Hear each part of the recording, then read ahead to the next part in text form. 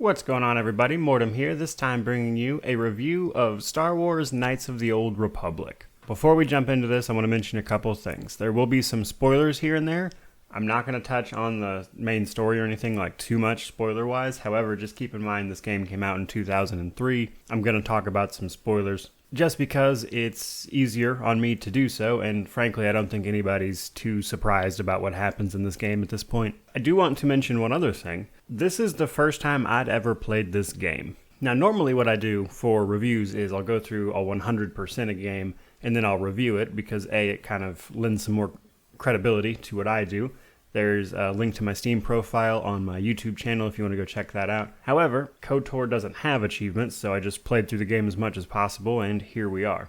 But I did want to mention, I'd actually never played this game before, and that is because there is about a decade from like 2000-ish to when I graduated high school, which was about 2011, where I just didn't really get to play any games because I grew up very poor. I was actually homeless in high school for a couple of years. So there's just like this weird decade of games that I just missed, and KOTOR was kind of on that list just because of when it came out, really. Now, if you're unaware of what KOTOR actually is, it is a sort of third-person action adventure set in Star Wars, of course.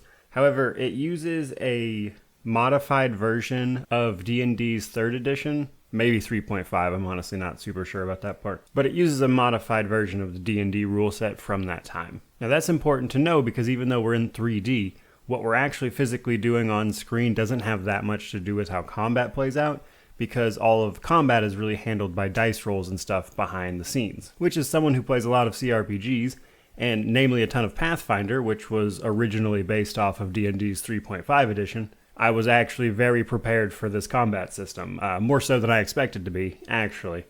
But we'll get into that at the appropriate time. Now, for the story, before I even talk about the basic plot setup, which is really all I'm going to cover, I wanted to mention that I do not know the actual canon status of this game at this point. Like, I know at one point it was supposed to be canon. I know the MMO Star Wars The Old Republic actually has a continuation of a lot of this stuff that happens in this game and the second one. And then moreover, I know at one point it was declared that this story wasn't canon, but they were still selling the game. So honestly, I don't know. I don't have the time to sort it out. I know they're planning a remake or something at some point, so I guess we'll see what happens. But I just wanted to mention, while I am very familiar with the plot of these games, I have no idea what the actual canon status of this is, because it just keeps flip-flopping back and forth from what I understand. But to give a basic plot summary, or at least a plot setup rather, we are a character on a ship serving under a woman named Bastila who uses her battle meditation as a Jedi to help win battles for the Republic against the Sith. Now, in the very opening scene, that ship is attacked. Bastila is forced to escape to a planet called Terrace, where you will then follow and try to rescue her from her situation and kind of get off planet. Now, that is where the game starts. We're not going to talk too much more about the story in any great depth. However, I do want to say that I am a fan of the way the game portrayed Jedi just across the board as not being these infallible masters of peace. If anything, they're often portrayed as a little useless in a lot of cases, or just refusing to act on obvious information in the name of their ideals, even if it means getting other people murdered because they refuse to involve themselves, for instance with the Mandalorian wars that are happening, or happened rather, in the background before the game. Now, when we actually fire the game up, you can choose between a difficulty of easy, normal, and hard. I played around with each of these, and the best I could tell, it only seems to affect your enemy's attack rolls, which is to say their chance to hit you. If it affects anything else, I didn't personally notice it, because everything seems to deal basically the same amount of damage and everything. It just seems like they hit you less if it's on easy, and they hit you a lot more if it's on hard. Didn't really notice any changes to things like the actual damage being done. Now, when we come to character creation, we can choose male or female and from 3 classes. Now, the reason I mention the male or female thing specifically is because the canon, I guess if you want to call it that, ending to KOTOR, you are a light side male. However, you do get to choose from these other choices. Now, the classes are Scoundrel, Soldier, and Scout. At least initially. Later on in the game, you'll get to choose a Jedi Prestige class, but we'll get to that. Now, picking from Scoundrel, Soldier, or Scout will affect things like your starting feats, which is to say your abilities and things like that. Soldier, in my opinion, is hands down the best way to go because you get feats every single level, which means you can constantly upgrade your damage, your toughness, all that stuff. Scoundrel gets sneak attack, as well as more sneak-related class skills and stuff. However, the feats are so strong in this game that it's not really worth the sneak attack damage, in my opinion. That's not to say Scoundrel's a bad class. It can be strong, it just takes a little wind-up time, honestly. And then Scout kind of seems like it tries to be just a overall whatever you want to do with this class type of person, and they get a ton of class skill stuff. Overall, I'd be surprised if people pick Scout a ton. Fairly late into the game, after we get off of Terrace and we go talk to the Jedi Council, we will eventually be able to pick a Jedi Prestige class, which is from Guardian, Sentinel, and Consular, I believe, if my memory serves. These will, again, affect what abilities your character gets. Consulars get a lot of Force powers, because you'll be able to use Force powers, of course, as you start leveling up as a Jedi. Consulars get a ton of those. Guardians get more martially focused feats with their Jedi powers, such as Force Jump, which will let you jump to enemies with a lightsaber. So there's a little variation to there, but mostly it just kind of revolves around how you're playing your combat style. So you'll kind of want to line up your base class as well as the prestige class you choose. Moreover, this is where it becomes a little exploitable, because if you don't level up your character when you're on Terrace as much as possible, you can actually save those levels for when you get your prestige class and get even more levels in your prestige class. So now we're going to move on to the world building section of this review. First things first, I want to say this game, being kind of on the older side, actually has one thing that's kind of worked out in its favor, and that is the load times are nothing. They are literally less than like a second at this point. Despite the fact that there are these tiny little areas you'll be into and there's a lot of loading screens as you transition between areas, modern hardware has reduced these load times to be so fast that they might as well not even be there. Now, in terms of the overall atmosphere, I mean, it's Star Wars. It's your standard Jedi are over here, Sith are over there, evil guy, bad guy, light side versus dark side style stuff. There's a lot of ancient ruins and Force mysteries, and there's all this high-tech war stuff going on in the background. It's standard Star Wars stuff. I think everyone kind of knows what that means at this point. However, there's a few specific things I want to talk about, and that is that, one, it's really cool to see some of the culture of the alien races explored. Like, you can actually talk to the Sand People a ton at one point in the game if you go through the hoops to do so. And you can get a lot on, like, their culture and stuff. And the same thing with, like, the Wookiees on Kashyyyk. You get to talk to them, and there's just a lot of exploration of their culture. And like I mentioned earlier in the video, there's also all this stuff about how the Jedi Council are often portrayed as ineffective or just refusing to act on things that clearly require action. And I liked a lot of those concepts and how the game presented them to you. For traversing the world, once you get off Terrace and Dantooine, that's when the game like fully starts letting you go wherever you want to go and tackling the rest of the game however you want. Now, the intro on the ship, the planet of Terrace, and then the planet of Dantooine are all done in order. And then after that, you get to travel between several different planets as you track down the main story objective. Now, these planets can be done in any order you wish. However, there does seem to be like a general, this planet is best done at this time kind of stuff. But overall, they will let you go and tackle the game however which way you please. Now, at the end of Terrace, you're going to get access to your ship, the Ebon Hawk. And that's what you're going to be using to travel between planets. So I wanted to say, overall, I like the idea that you get to tackle the story and the planets in the order you wish, which is really good because unfortunately the rest of the game kind of pigeonholes you into light side, dark side, or neutral. Like, that's pretty much all your responses to everything. And I don't mean it's like nuanced in any way. It's like opposite ends of the spectrum. It's like, I'm going to save this person, or if you even look at me, I will murder you and your entire family, dark side option. It's weird that you can go back and forth between those, but okay. Moreover, in terms of big decisions, each planet typically has a light side or a dark side ending for the overall narrative of that planet. And then each side quest will usually have something similar, but on a much smaller scale that doesn't really affect that much. The planet endings tend to have, again, a light side or a dark side ending. And you can kind of go through those planets and mix and match your answers. You don't necessarily have to do all light side or all dark side.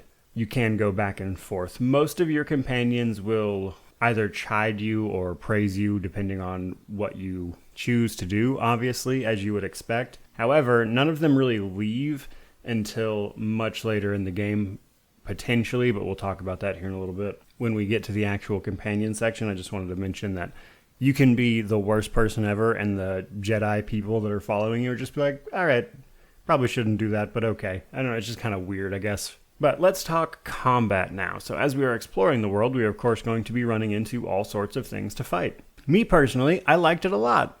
I had seen people play KOTOR before actually playing it myself, and I thought the menus would be clunky and stuff, but I will say, as someone, again, who has a lot of experience with Pathfinder, which is based on the system this is based on, it came pretty naturally to me, and I will say the weird, menus overlaying the combat, above enemies' heads where you have to scroll and pick your options and stuff, that's more intuitive than it comes across as just looking at it. But the key thing to remember is that what you are doing on screen, again, has no bearing on how the combat plays out. It's all about your modifiers and your stats and what feats you have. Now this, unfortunately, however, is also where the game starts to show its age a little bit. A lot of the pathing here, as well as just the general movements and stuff, and because it's based on dice rolls, the game feels clunky in combat.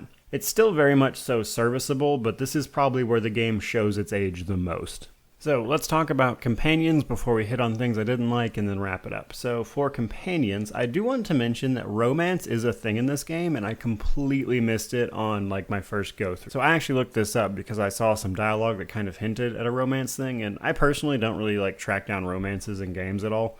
So I actually just went ahead and looked it up. Apparently, depending on your character's male or female status, you can romance a couple of the companions, those being Karth, Juhani, or Bastila. However, you do actually have to put quite a bit of work into that. You have to actually talk to these people at so much before a certain point, picking particular dialogue options and stuff. So the romance options are there, at least a couple of them anyways, and it does take a little bit of work to actually get them. Now, that's pretty much all I wanted to say on it. I just wanted to mention that they were there. Now, the companions themselves, personally, I feel like they're a little cliche. So you've got your droid, you got the HK unit, of course, that everyone knows about. Missions, your naive youth. Zalbar is your Wookiee that was mandatory. Juhani was your troubled Jedi Padawan of sorts. Jolee is your disgruntled older Jedi. Bastila is your Jedi Knight devoted to the Order, but who's definitely going to fall that you can see coming a mile away. Now, their actual stories are pretty good. It's just they hit every cliche Star Wars narrative and added it to the roster. Unsurprising, I guess, more than anything else, but, whatever. I will say, of all of them, Jolee's story was probably my favorite because he did what I think was a rational decision, which in the Star Wars universe you don't always see, and I always appreciate it when I do see them. So Jolee is a former Jedi. After an experience with the Jedi and just his own worldview and seeing that the Jedi were never going to be what he wanted them to be, he just left. Didn't go on some dark side crusade. He was still a good person at heart. He just realized that he didn't belong there anymore, so he left, which really stands in stark contrast to the people who leave the Jedi Order and are like, well, now I have to go on a dark side rampage and kill everyone because I'm mad about it.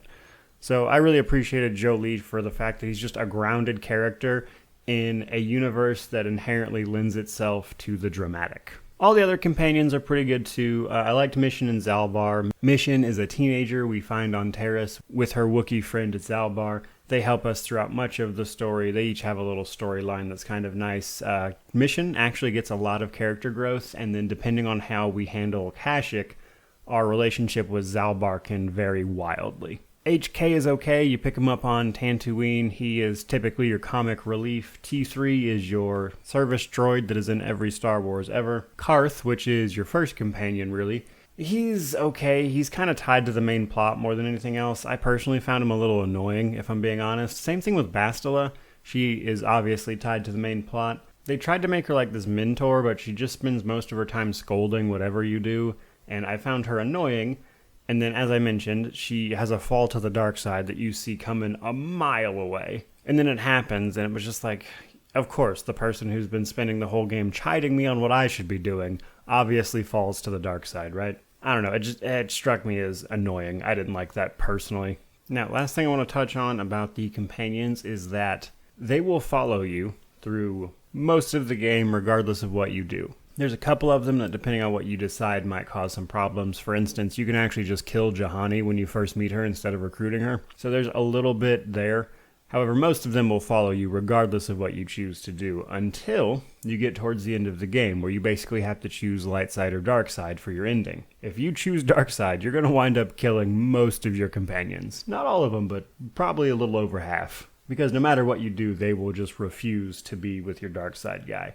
And that's fine. I'm actually okay with that. That makes actually some sense to a degree. For instance, you have Jolie and Juhani, who are Jedi. Juhani has personally dealt with the dark side, and Jolie, despite having left the Jedi technically, is still very much so someone who clings to doing the right thing, and you obviously being a dark side and wanting to take over the entire galaxy is a problem for him. So stuff like that makes sense. If nothing else, I thought that part of the game was well done, where it's like, if you choose to be a bad guy, you're going to have to kill a lot of your friends, and you aren't going to have a choice about it. Now, with that, we come to our negatives. I don't have a ton. There's just a few that I wanted to mention. One, again, the combat is starting to show its age a little bit. I liked it personally, especially because it's based on that D&D system. However, again, it's starting to show its age. A lot of the pathing doesn't work right, or well, I should say. And it can overall just feel kind of clunky, even though it is still pretty serviceable. The choices are always measured in extremes. It's either like light side, which is the most goody two-shoes thing you can do, or it's like the most evil thing you could do. There's never anything in between in the vast majority of situations. The inventory system is a little difficult to manage, especially as you start gathering more items. It just is like one really long list, which isn't super bad by any means, but it's definitely not a positive point. Now, that said, overall, as if you needed me to tell you, I definitely recommend you play this game. It's only $10 on Steam right now. It's not super long. You're looking at maybe 20, 30 hours, depending on how many side quests you do, that kind of thing. Overall, it was a very enjoyable experience. I can see why people enjoy it so much. I personally had a lot of fun with it. So yeah, definitely a game I'd recommend, especially for $10. So with that out of the way, guys, truly, thank you so much for watching. I really do appreciate it. May you wander in wisdom and have an amazing day.